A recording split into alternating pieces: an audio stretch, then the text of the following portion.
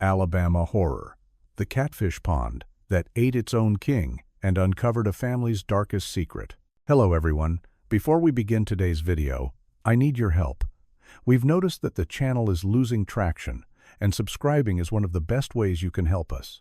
It's quick, free, and allows us to continue bringing you great content. Your support means everything. Let's keep this channel growing collectively. Where are you watching from? Drop your city or country in the comments below. Thank you very much. Have you ever wondered what secrets might be hiding just beneath the surface of a quiet family pond? In a small southern town, a man everyone admired as a hard-working provider suddenly vanished, leaving behind only silence, whispers, and a restless body of water. What investigators uncovered there would shatter not only his family but the entire community.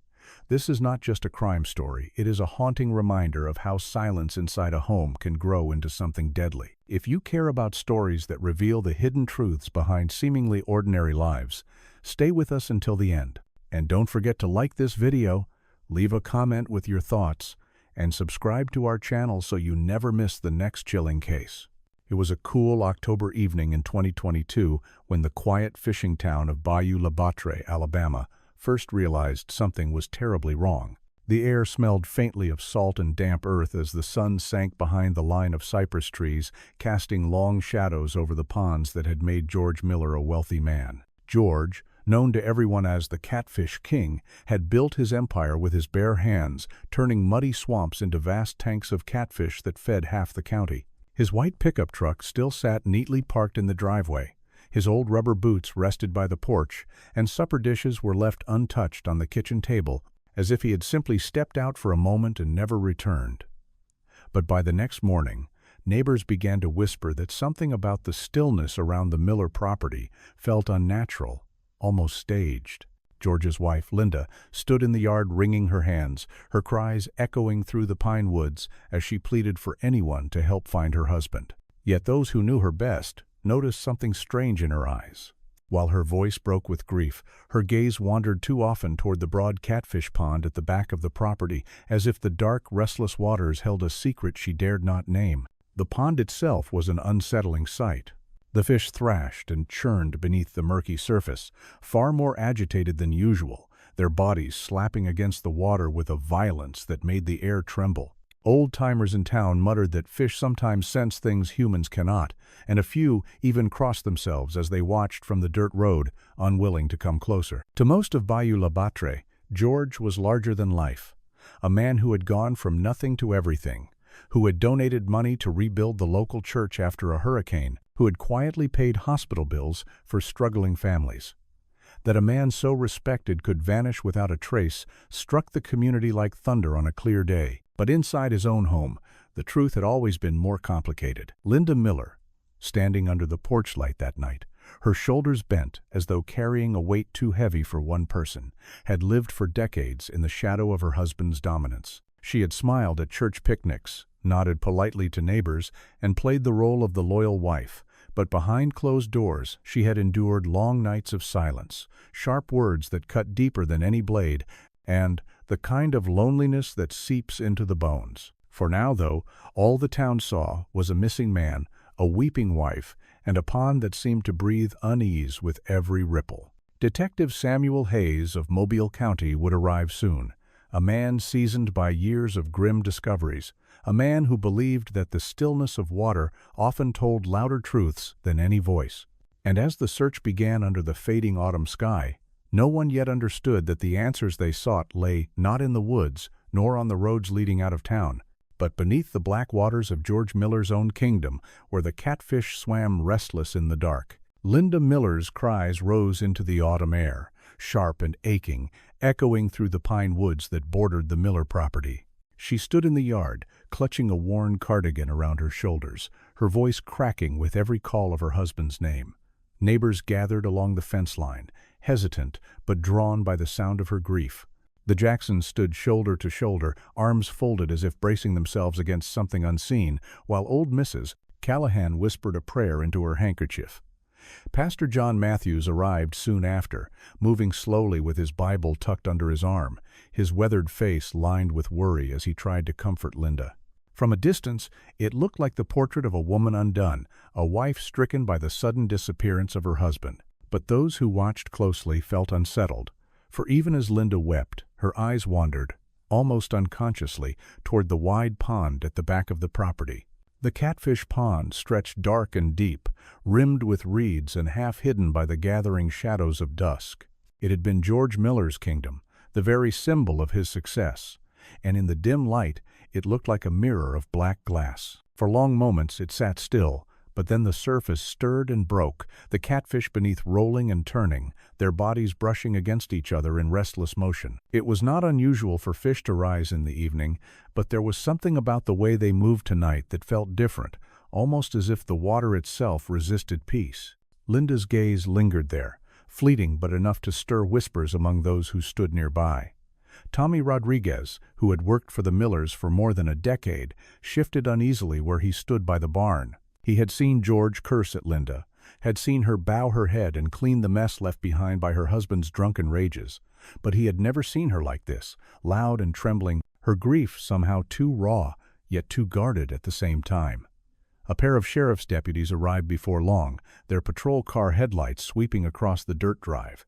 They spoke gently, asking questions, moving through the house with flashlights as Linda clutched at their sleeves. The kitchen table still bore untouched plates from supper. George's truck keys hung on the hook by the door. His boots sat neatly by the porch. It was as though time had stopped just before he vanished. The deputies exchanged looks, but offered only the standard reassurances. Perhaps George had walked off after a quarrel. Perhaps he had gone to cool his temper. They would file the report and keep watch, but there was little more to be done that night. The neighbors trickled home as the hour grew late, leaving only Pastor John at Linda's side, his voice low and steady as he urged her to rest. Yet even as she nodded, tears streaking her cheeks, her gaze betrayed her again, drifting once more toward the pond in the fading moonlight.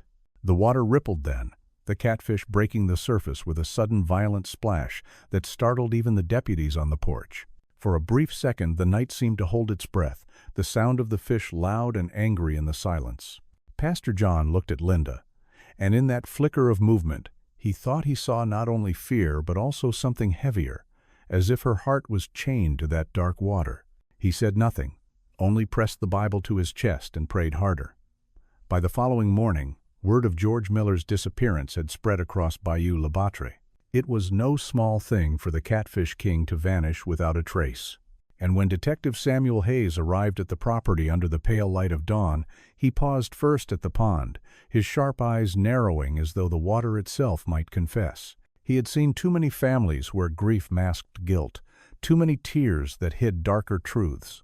As he studied the restless surface of George's pride and livelihood, he could not yet say what lay beneath, but a quiet certainty began to form inside him. The truth, he thought, would not be found on the open road or in the woods beyond town, but somewhere under that black and restless water where the catfish swam in uneasy silence. Detective Samuel Hayes arrived at the Miller property the following morning, the fog still hanging over the low fields of Bayou La Batre like a gray veil reluctant to lift. He was not a man who hurried. Years of seeing families torn apart had taught him to trust patience over impulse. As he stepped from his car, the cool dampness of the ground pressed through his boots, and his eyes swept across the wide stretch of land. The pond shimmered faintly in the distance, but Hayes resisted the urge to walk straight toward it. First things first. He stopped at the porch where Linda Miller stood in a housecoat, her shoulders hunched as though they bore a weight heavier than grief. She offered coffee with the flat politeness of someone reciting a line they had rehearsed. Hayes accepted but left the cup untouched, asking when she had last seen her husband. Her story matched what she told the deputies. Dinner had been set out. George had poured himself a drink, and sometime after sunset she noticed the house had gone too quiet. Her hands trembled as she spoke, yet her gaze faltered, not meeting his for more than a breath at a time. Hayes let her words settle in the air, making note of the pauses, the moments when silence seemed to fill the room louder than her voice. He moved on to the barn, its air heavy with hay and motor oil. Tools lined the wall in orderly rows, though one space showed a faint outline in the dust where a heavier piece had once rested. He bent to look, ran a finger along the wood, but said nothing. Experience had taught him that suspicion should not be spoken aloud too early. He simply noted the detail in his small leather notebook before stepping back into the sunlight. Outside, he found Tommy Rodriguez, the farmhand who had stayed behind after most of the others drifted off. Tommy twisted his cap in his hands before speaking.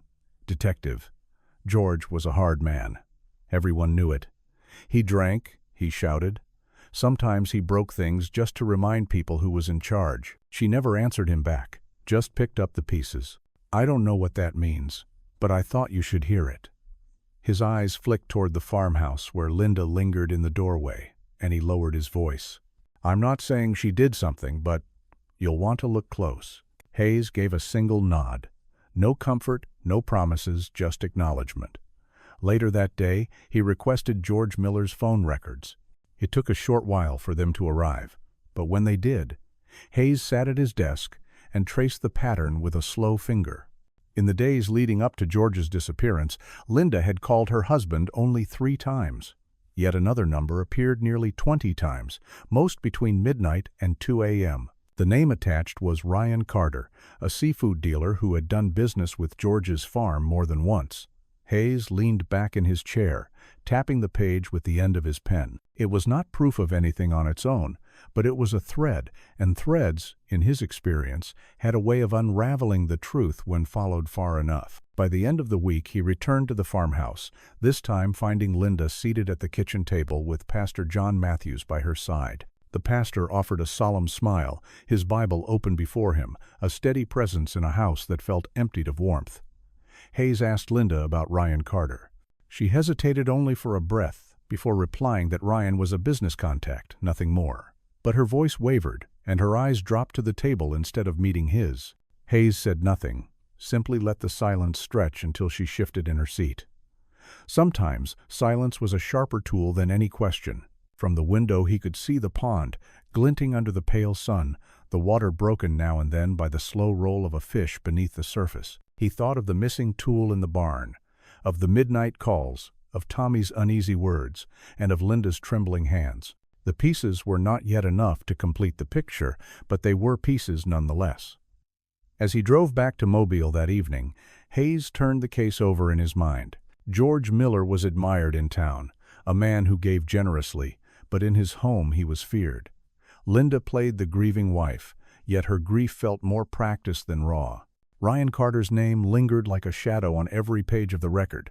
It was too soon to draw conclusions, but Hayes trusted his instincts, and they told him that answers rarely lay in the stories people told. They were hidden, instead, in the quiet details, the dust mark on a tool rack, the unease in a worker's voice, the pauses between a widow's sobs. He glanced once more in his rearview mirror at the dark silhouette of the pond, fading behind him in the dusk. Whatever truths lay buried in Bayou La Batre, he was certain the water would not keep them hidden forever. In the days that followed George Miller's disappearance, Bayou La Batre stirred with rumors the way marsh grass bends with every breeze. In the aisles of the grocery store, at the church steps after Sunday service, over cups of coffee at the diner, people spun their own explanations for how a man so firmly rooted in the community could simply vanish. Some said the cause was business, that George had made enemies with other catfish farmers, cutting prices too low and cornering contracts that others had coveted. Others leaned toward scandal, whispering that he had found companionship with a woman in Mobile or Pascagoula and decided to leave everything behind. Detective Hayes allowed the stories to travel, listening without correction, because even in idle talk there were sometimes grains of truth worth examining. He started with the business rival theory. The name most often repeated was Carl Bennett, a farmer with a reputation for temper, the kind of man who would slam doors when a deal slipped through his fingers. Hayes drove out to Carl's property one damp morning and found him in mud up to his ankles, shouting orders at workers as they hauled nets. The conversation was short, Carl bristling at the suggestion he might be involved. He claimed he had been in Biloxi that night at a suppliers meeting. Hayes followed up. Hotel records, receipts, and several attendees confirmed Carl's account. Whatever resentment Carl bore, it had not translated into violence against George. From there, Hayes turned toward the whispers of infidelity. Emily Miller, George's eldest daughter who had returned from Mobile to help her mother, admitted that she had overheard her parents argue late at night. George had been accused by Linda of staying out too long in the city, and Emily had sensed her mother's unease, though no name had ever been mentioned. Hayes traced through receipts, checked hotels and bars along the Gulf Coast, and made quiet inquiries, but nothing surfaced. George Miller, for all his faults, left no trail of secret rendezvous. There were no unexplained charges, no rented apartments, no companions waiting in the shadows. As far as evidence could show, George had been faithful to his farm, if not to the peace of his household. Yet the townspeople kept circling the same stories. At the diner, fishermen spoke of debts unpaid, of grudges long simmering, of men who swore they would see George fall. But Hayes knew the difference between anger vented at a table and the cold decision to kill. He collected the tales and let most of them drop away, like shells broken underfoot, until only a few small pieces remained. One by one, the grander theories collapsed. George had not been driven away by competition, nor had he run off with a lover. His financial records were steady, his contracts recent, his accounts in order. He had built too much in Bayou La Batre to walk away without a word. The story that lingered was smaller, quieter, and closer to home.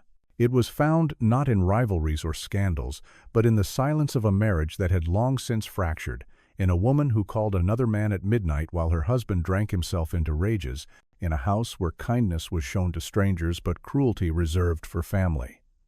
Hayes drove the back roads that evening, considering what remained. George was admired in town for his generosity, but behind his own doors he was feared. Linda wore the mask of a grieving widow, yet her tears seemed rehearsed. Ryan Carter's number appeared again and again in the records, too often to ignore. These were the threads that pulled tighter each day, narrowing the scope of suspicion. By the end of the week, Hayes stood once more at the Miller farm, watching the pond glint with the dull light of sunset. The catfish stirred beneath, their movements unsettling the surface. The rumors of rivals and mistresses had lost their weight, falling silent under scrutiny. What remained was a circle that pointed inward to the people who had lived within those walls and carried their secrets behind lowered eyes. Hayes did not claim to know the full story yet, but he felt the edges sharpening. The truth, he thought, was no longer scattered among town gossip but waiting somewhere close, tied to the Miller household itself. The report from the phone company landed on Detective Hayes's desk a week after George Miller's disappearance, and as he spread the pages beneath the lamp's glow, the columns of numbers told a story more compelling than words. George's call history was thin, mostly routine conversations with suppliers and brief exchanges about orders. Linda's records, however, painted a different picture. In the 10 days before George vanished, she had called her husband only 3 times, and those were short, daytime calls.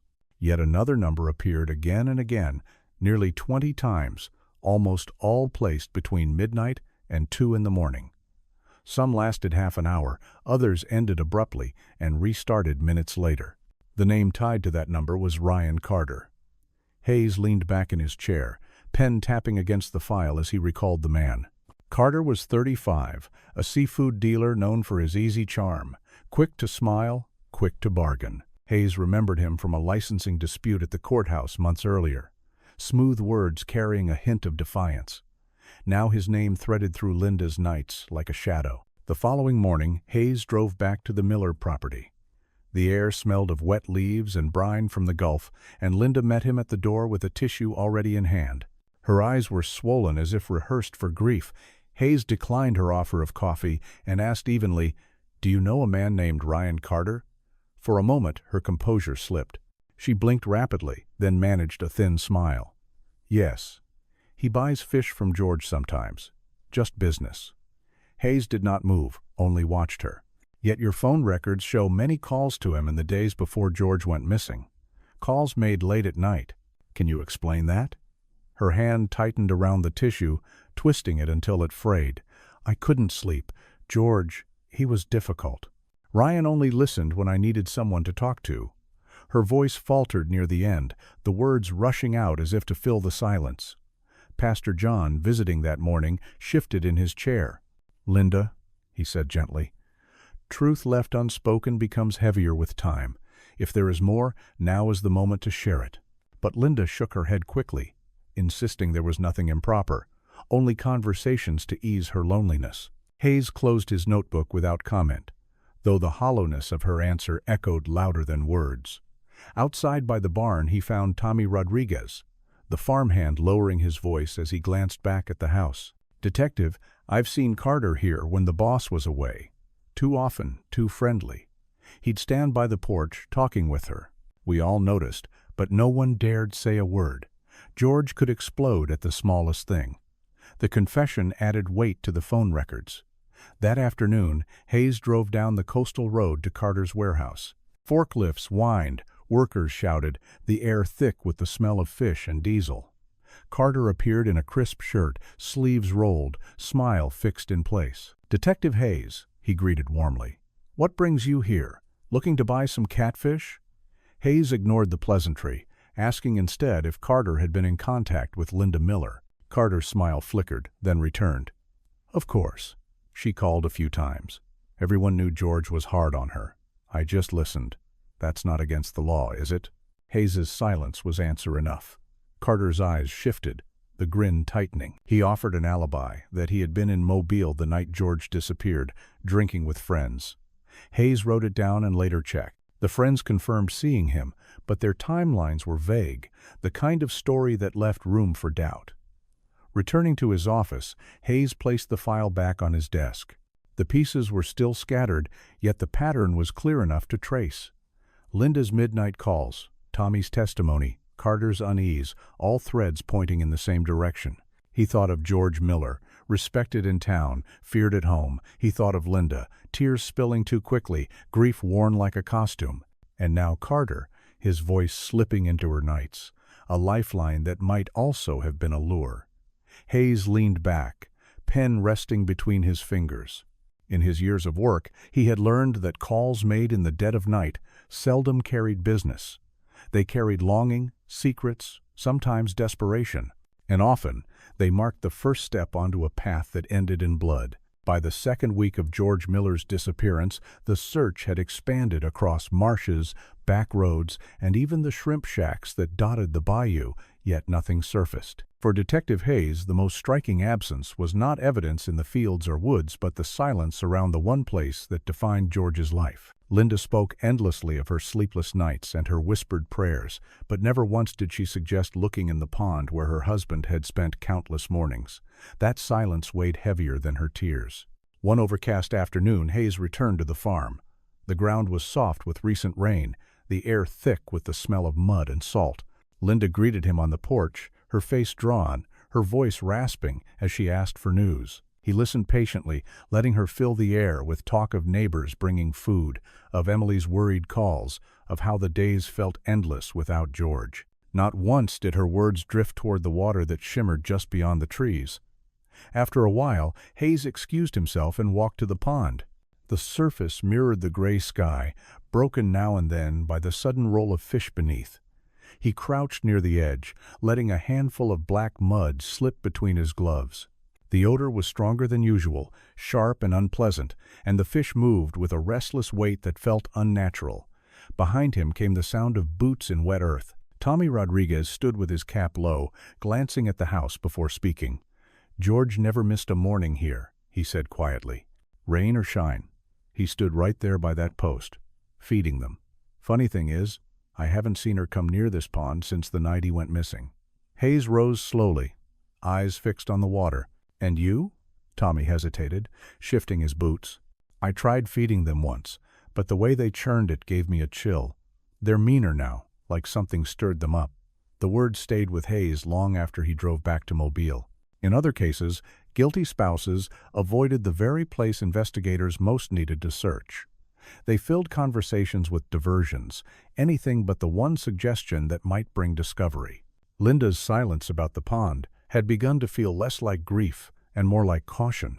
Within days, Hayes arranged for specialized sonar equipment, officially as part of the broader marsh search, but privately with the pond in mind. When he returned to the Miller property with 2 deputies lowering the device into the water, he kept his eyes not on the screen but on Linda, who watched from the porch. At first she stood motionless, her hands clasped tightly in front of her. Then she stepped halfway across the yard, her voice thin but urgent. "Detective, is that really necessary? George wouldn't want the pond disturbed." Hayes answered calmly. If there's nothing here, this will prove it. That should bring you peace." Her lips pressed tight, and she said nothing more.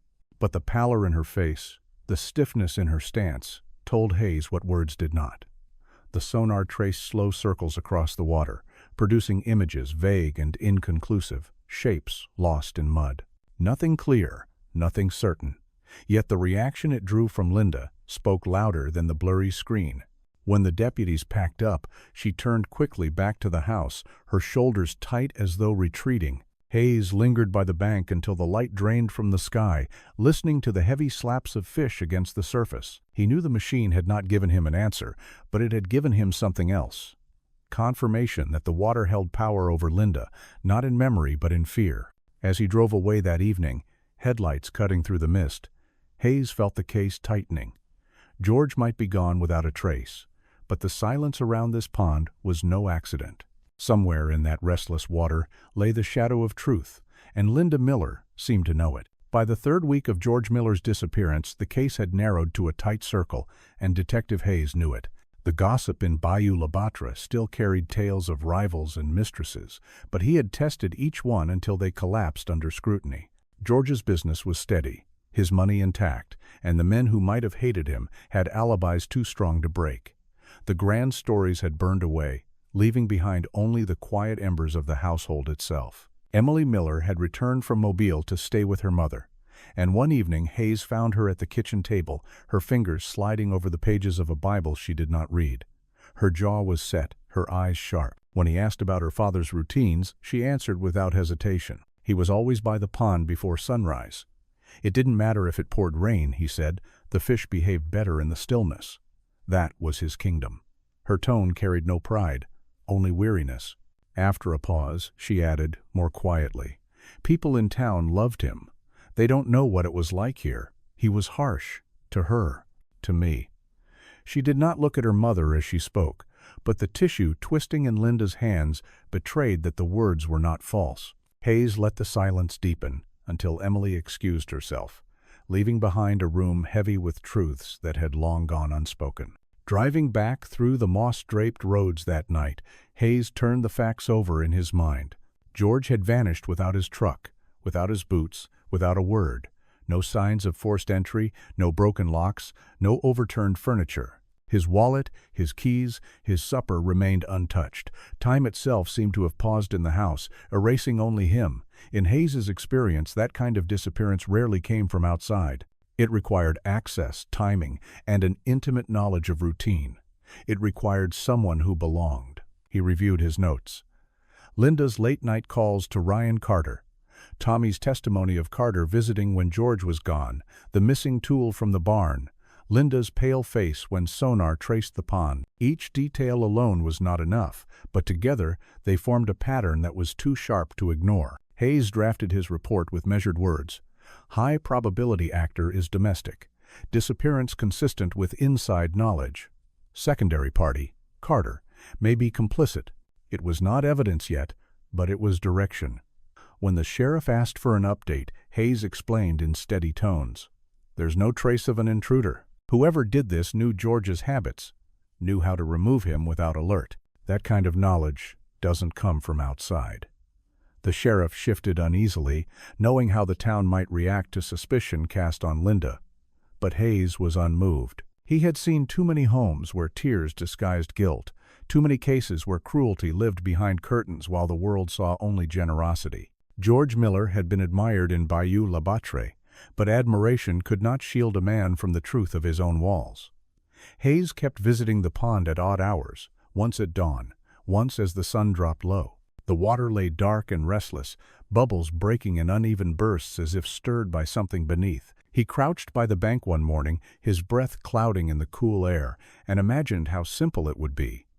One blow, one body lowered into murky water, and nature itself completing the concealment. It explained the lack of scent, the emptiness of every search, the agitation of the fish. It explained Linda's silence and her sudden stiffness each time the pond was mentioned. Rising to his feet, Hayes felt the weight of certainty grow. He would not write it as conclusion yet, but in his mind, the circle had already closed. This was not a crime born of rivalry or chance. It was a crime rooted in the household, in a marriage soured by years of silence, in trust that had long since curdled. And as he looked back at the farmhouse, its curtains drawn tight against the morning light, he knew the answers would not be found in town gossip or distant business disputes. They were here, inside these walls and beneath these waters, waiting for him to pull them into the open. To the people of Bayou La Batre, George Miller was remembered as the man who gave freely, who paid for church repairs after hurricanes, who bought turkeys for families at Christmas, who quietly covered medical bills for fishermen's wives. His name was spoken with respect, and few doubted that he had earned it. But as Detective Hayes worked deeper into the case, he found a second portrait of George, one that existed only within the walls of his farmhouse. Emily, who had returned from Mobile to support her mother, spoke cautiously at first, then with a sharpness that betrayed years of silence. If dinner wasn't ready when he came in, he'd slam his fist. If I got a B instead of an A, he said I was lazy. He'd look at Mom like she was worthless. You don't forget words like that. She paused, then added more quietly. People think he was kind. They didn't live here. Her eyes shone, not with tears but with the steel of someone long denied the chance to speak. Linda remained quiet during these talks, but her silence was heavy. She fiddled with tissues, glanced at the floor, hesitated before answering even simple questions. Hayes had seen the pattern before. Women who measured every word even after the man who controlled them was gone. Tommy Rodriguez, the farmhand, confirmed what Emily hinted at. He described nights when George returned smelling of whiskey, barking orders, breaking plates at the table. She never fought back, Tommy said. She just picked up the pieces, set food back down, kept moving, but you could see it in her eyes. She wasn't really there. Hayes wrote carefully, recognizing that what they described was not bruises and broken bones, but something quieter, crueler, the slow grinding of dignity until nothing remained. That was the kind of damage police files rarely recorded. To be certain, Hayes requested old incident reports from county records, combing through them days later in his office. There were no calls from the Miller address, no notes of disturbance. The silence in the paperwork mirrored the silence in the home, a silence that had stretched for decades. Linda had married George at 17, nearly a child. At first, he was the strong man, promising stability, and she believed him. He worked tirelessly in the ponds and fields, building the fortune that earned him the title of Catfish King. But inside the house, strength twisted into control. Her friendships faded. Her world shrank to cooking, cleaning, and quiet. She endured because endurance seemed the only choice. Hayes thought of Emily's words, "You don't forget words like that," and knew they carried more weight than broken bones. They explained the hollowness in Linda's eyes, the guarded tremor in her voice. Years of silence had shaped her into someone who lived only in the shadow of another's temper. Standing again by the pond one evening, Hayes turned these pieces over like stones in his palm. He did not excuse the act he suspected, but he could see the soil where violence might have taken root. In many cases he had studied, murder was not born in a sudden blaze of hate, but in a slow erosion. In nights of despair when escape felt impossible, when the only path left seemed the darkest one. The town still prayed for George's safe return, but Hayes saw the tragedy differently. The real story was not simply that George had disappeared, but that the truth of who he was inside his home had remained hidden so long. He understood now why suspicion pointed inward, why Linda avoided the pond, why Emily spoke with bitterness sharpened by years. He understood, but understanding was not proof. And, in the world of law, only proof could lift the shadows from the water. Linda Miller had spent more than 3 decades adjusting herself to her husband's temper, learning which words to avoid, which footsteps to soften, which expressions to hide. To the town she was steady and polite, the kind of woman who arrived early to church and baked pies for neighbors in need. But within the farmhouse her life was measured by George's moods. Hayes gathered the story from Emily's sharp confessions, from Tommy's cautious words, and from the hollow way Linda herself seemed to exist. What emerged was not a tale of sudden violence, but of years slowly eroding her spirit. The wounds were not of flesh, but of dignity. Each insult George threw across the table, each slammed door, each plate shattered on the kitchen floor left no bruise to photograph, but carved lines, invisible and lasting. Emily described it plainly. She stopped looking at him years ago. She'd stand there cooking, cleaning, but her eyes, They were somewhere else. Hayes recognized the warning signs. He had seen the same absence in other cases, women who appeared intact but whose inner lives had retreated until only habit kept them moving. The phone records told another part of the story. In the late nights before George vanished, Linda had found someone to listen. At first, the calls to Ryan Carter were short, hesitant. Soon they stretched longer, sometimes redialed within minutes, as if she could not let go of the thread. Hayes imagined her in the kitchen after midnight, the lights dim, whispering into the phone, while George slept in the next room. Whether she believed it was affection or simply escape, it was enough to plant the thought that life could be different, and once that thought existed, it would not remain small. Carter was no savior. Hayes recalled the man's slick smile, his glib words. To him, Linda was not just a lonely woman, but an opening into wealth he could never build on his own. Hayes suspected what had begun as comfort had turned into talk of darker solutions. For Linda, the years of humiliation had piled too high. Ryan's voice may have been the spark, but the storm had been gathering for decades. Hayes did not write conclusions, only possibilities, but the logic was clear. A life of silence, a new voice offering escape, a body still missing. He sketched in his notes, pattern consistent with long-term psychological control, leading to possible collusion with Carter. Motive, freedom, control of assets. It was not proof, but it was a shape. When he visited the farmhouse again, he observed Linda carefully. She folded towels, tidied surfaces, her hands moving automatically. Her words carried sorrow, but Hayes watched the stillness in her eyes.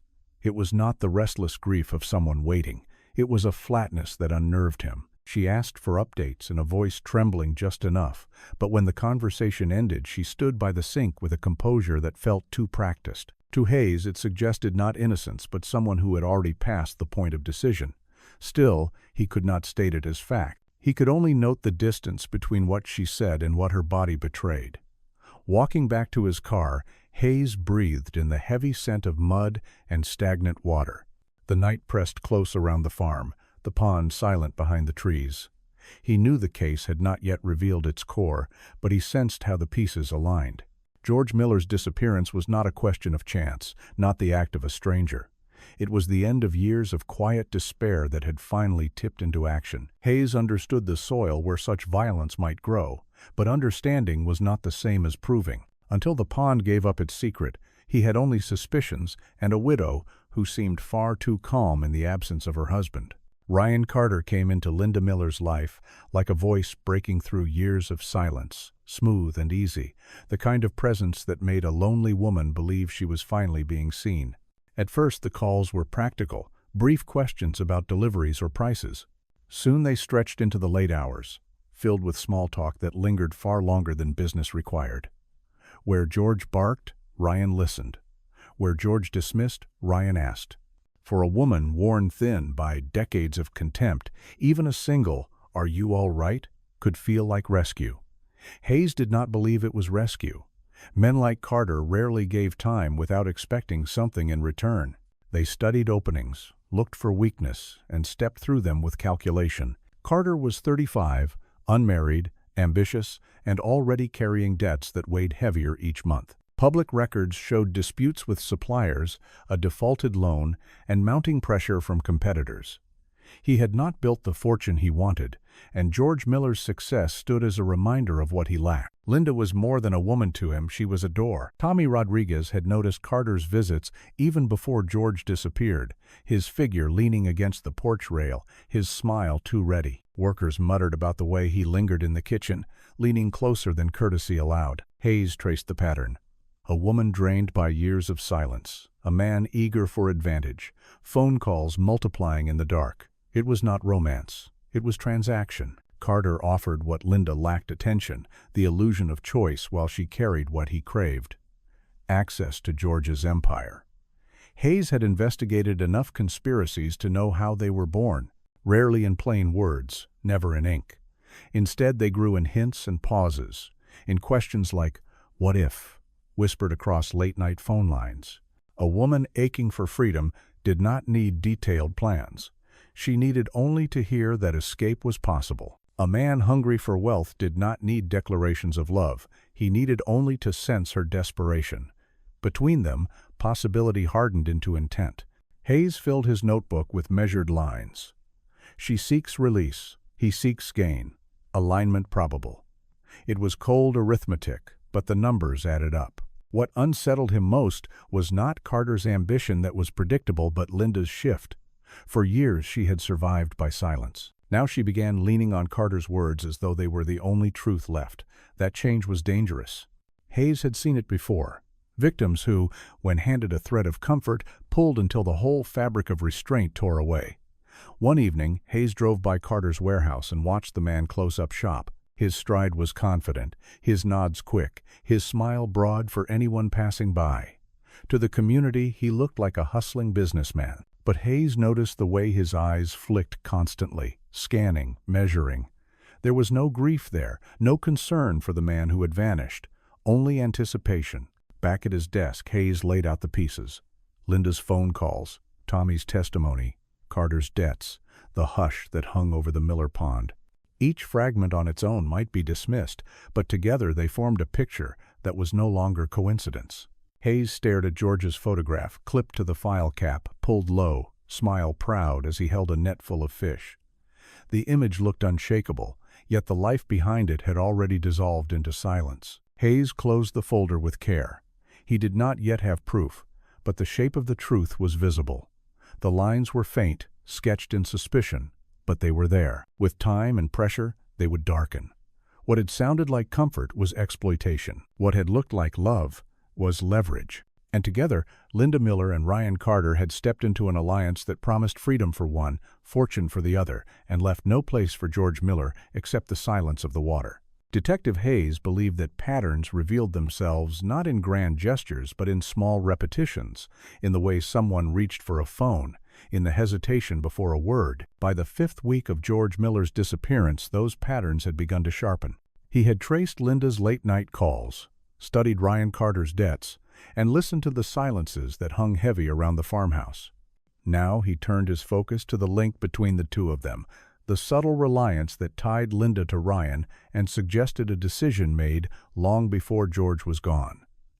Hayes visited the Miller home at irregular hours. He noticed the way Linda's eyes flicked toward the telephone, how she seemed both anxious and relieved when it rang. Once, arriving just after she hung up, he caught the softness in her tone before it snapped back into rehearsed grief. She insisted it had been a friend from church, but Hayes recognized dependency when he saw it. In town, he observed Carter from a distance.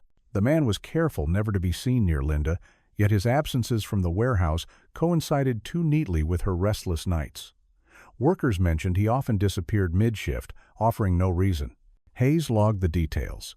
They were not proof, but together they formed a rhythm that troubled him. Emily, watching her mother with growing unease, finally confided in Hayes. She leans on him more than she admits. I hear her whispering at night, gentler than she ever was with Dad. It frightens me. She's building her whole world around him now. Her words confirmed what Hayes already suspected, that Linda's grief was not for George, but for a man who still held her on the other end of a line. In Hayes's mind, the night George disappeared no longer looked like an eruption of anger. It looked like the end of a path built piece by piece. Perhaps no one said it outright. Perhaps it was only sighs, pauses, fragments like, "You don't have to live this way," or "Things could change." But fragments repeated often enough could harden into intent. Back at the barn, Hayes noted again the missing hammer, a tool Linda claimed George had lent to a neighbor, yet no one confirmed it. He imagined a quiet conversation in which Carter hinted at solutions, and Linda, weary from decades of silence, no longer dismissed them. The conspiracy needed no signed agreement, only shared expectation. Hayes carried his concerns to the sheriff, careful with his phrasing. "She's dependent on him," he said. "The calls are constant, the timing suspicious. He vanishes when she does."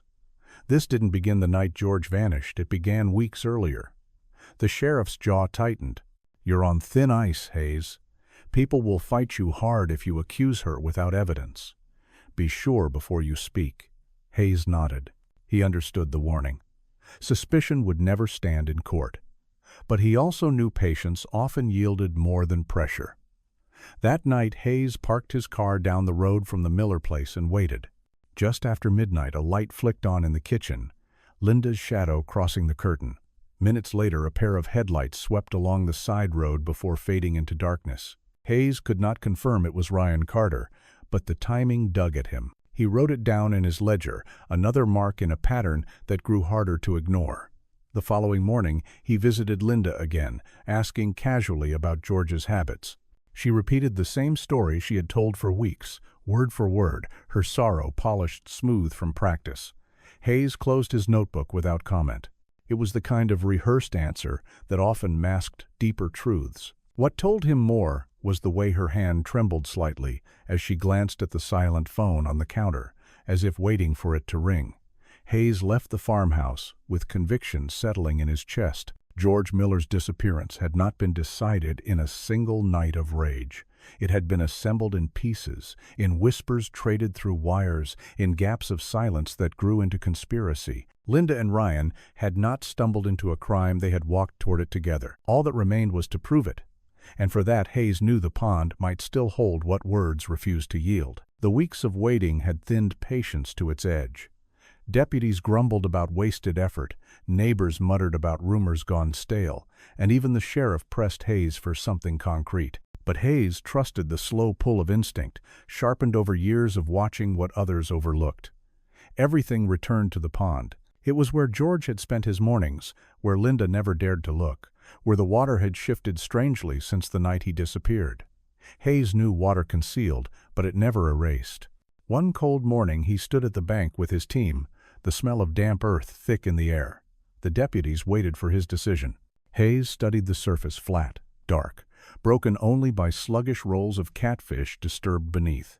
Then he gave the order. Drain it. The words carried weight heavier than the machinery that soon arrived. Pumps roared, steel teeth biting into the water, hoses thrumming as they forced the pond to yield. The sound rolled across the fields, pulling neighbors from porches, drawing curious faces to the fence line. Some whispered Hayes had lost his sense, ruining the Catfish King's legacy for a hunch. But the detective's eyes never left the pond. From the porch, Linda stood rigid, her hands clamped to the railing until her knuckles whitened. Emily hovered near, confusion and fear mixed on her face. Tommy worked silently with the deputies, never meeting Linda's gaze. Day by day the water sank. The banks glistened black with muck, the air turned sour with a stench that clung to clothes. Fish churned in agitation, bellies flashing in the shallow water. Hayes watched in silence, patient as the pond bared its secrets inch by inch. On the second afternoon, a deputy's boot struck something solid. The men dug through slime and hauled up a hammer, its head caked in muck, its handle darkened with rot. Hayes bent close, recognizing it, the missing tool from the barn. Linda had claimed George lent it to a neighbor.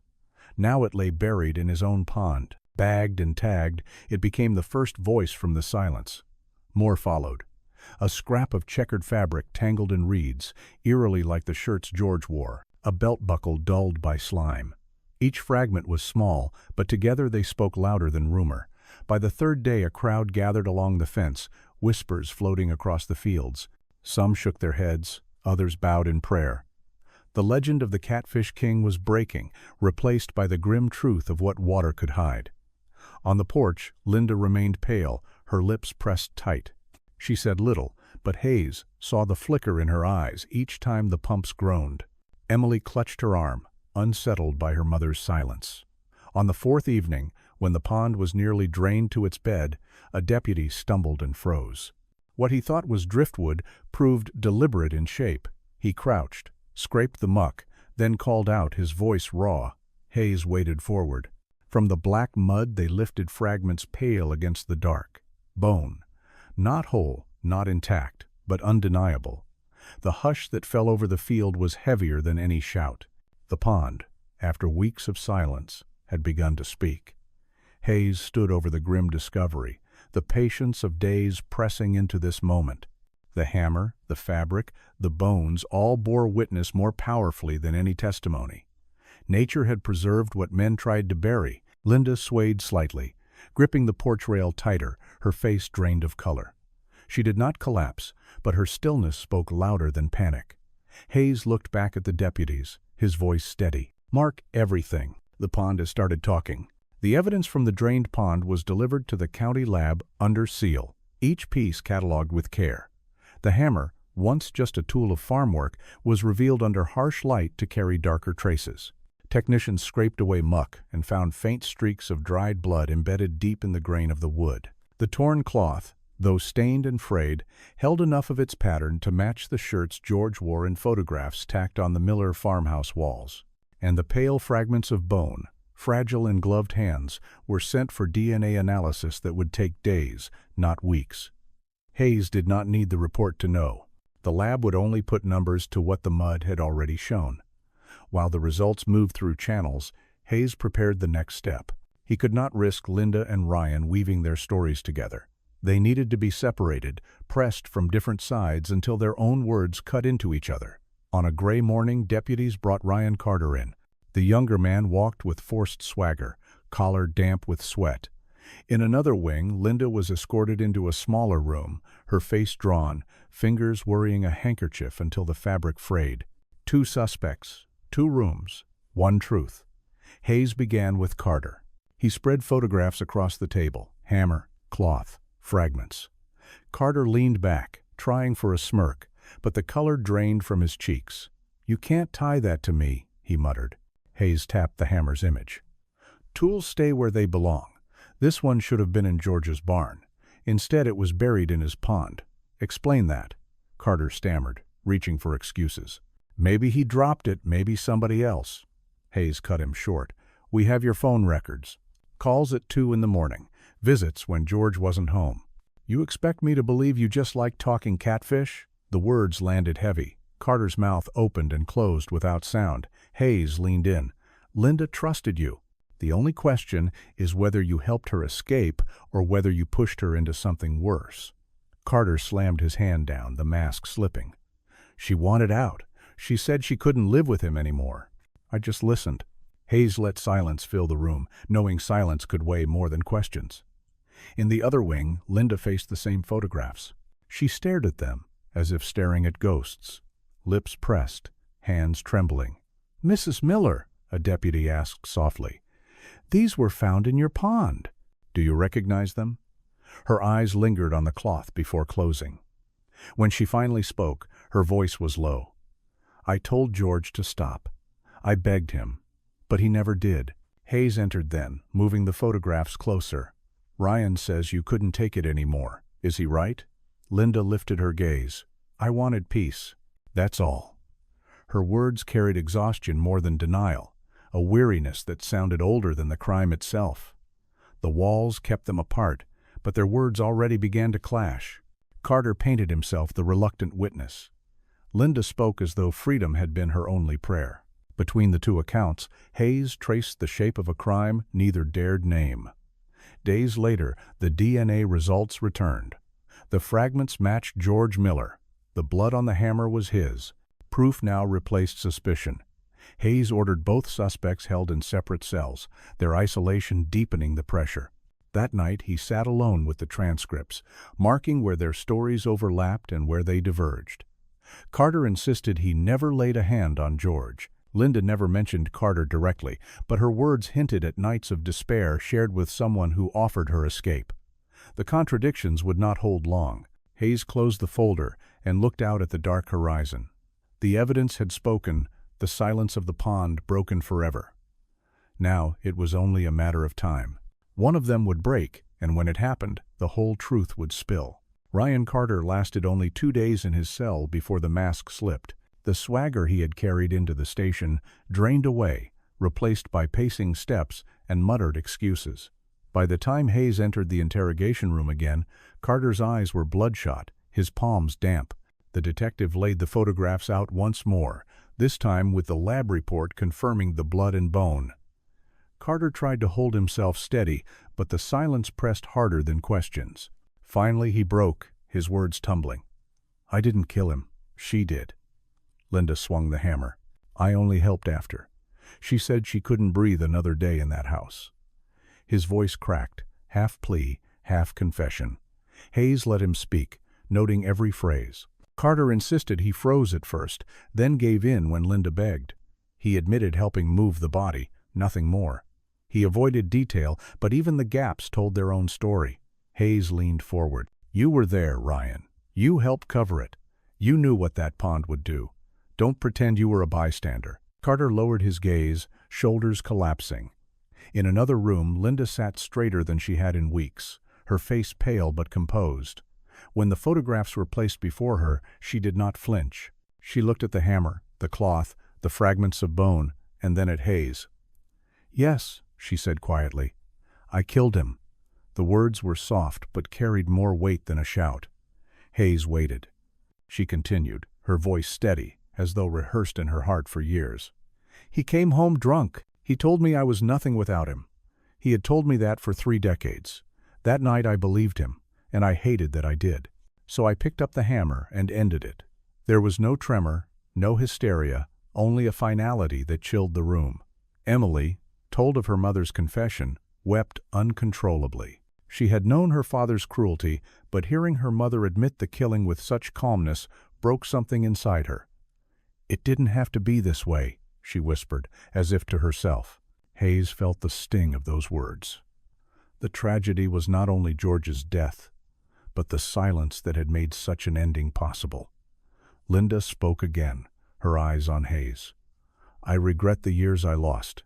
I regret waiting so long. But that night, I don't regret ending it." Her admission was not boastful, not proud, but weary, like someone who had finally put down a burden too heavy to carry. Ryan's frantic denials and Linda's composed acceptance formed 2 halves of the same bleak truth. One tried to shift blame, the other embraced it with unnerving calm. Together their voices exposed a home where love had decayed into domination, where silence had grown into desperation. Hayes collected the transcripts, heavy with the echoes of their words. He knew the court would pass judgment, the law would carve years into sentences. But for those left outside, the daughter torn between grief and horror, the brother mourning what might have been, the aging parents drowning in shame, punishment would not heal. George's brother, when told, bowed his head in sorrow. If he had listened once, just once, maybe none of this would have happened. Linda's parents sat silent, their grief doubled by disbelief. Ryan's mother wept until her body shook, mourning a son who had traded his future for greed, wrapped in the guise of love. The climax had arrived not with shouts, but with voices drained of fight. Ryan collapsed in fear. Linda confessed with weary certainty. And in those 2 rooms, the Miller family's tragedy finally stood exposed. Hayes walked out into the cool night air, the weight of the case pressing on him. The law would close the file, but the silence of that farmhouse would echo far longer than any sentence.